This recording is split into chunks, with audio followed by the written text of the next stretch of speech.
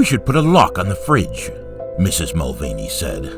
Mr. Mulvaney looked over the edge of his newspaper like it was a parapet. "Did you hear, Gerald? I said we should put a lock on the refrigerator." Melissa, their daughter, closed the fridge door. It was true she was overweight, but it was one of the only things in life that gave her a modicum of joy. "Come here, darling," her mother said. "What do you think of these?" She had a catalog of bathing suits. The next day they were taking a chartered flight to their place on the beach. "Pick a new swimming costume. You've outgrown your last one."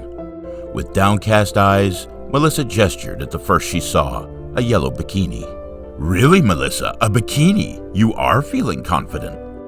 Melissa quickly changed her mind, opting for an unbecoming gray swimsuit. "And I think get a wrap too, dear," she said, pinching her daughter's side, "to cover up your muffin tops. My Muffin Top Melissa." A lady of leisure, that's what I once was, Miss Mulvaney thought, swaddling another beach towel around herself to ward off the blizzard. Were widows still called Mrs. and Lady?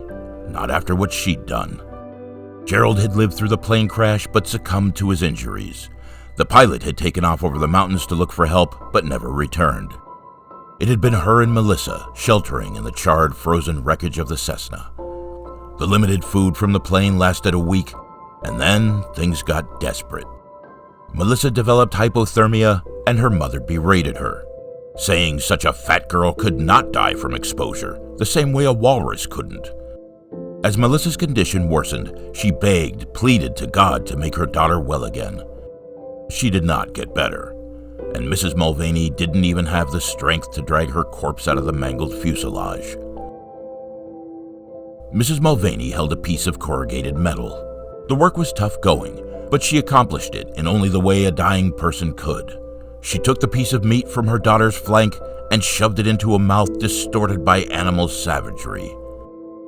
"I'm sorry," she said. "My Muffin Top Melissa."